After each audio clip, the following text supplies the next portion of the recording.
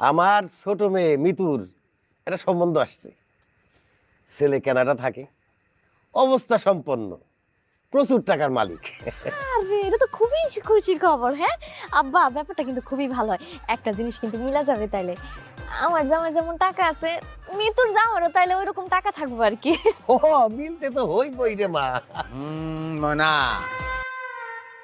মুরব্বিক সামনে কথা কইবে না, এটা বেয়াদবি।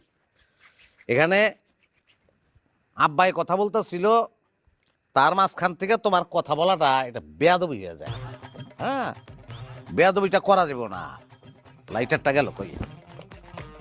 আরে দূর। আহা মজিদ, কি যে করো না। হ্যাঁ তোমার কতবার কইছি এমনি পকেটের মধ্যে বান্ডিল রাখা দিবা না, দেখো তো পয়রা গেছে, খেয়াল করছো? শোনো,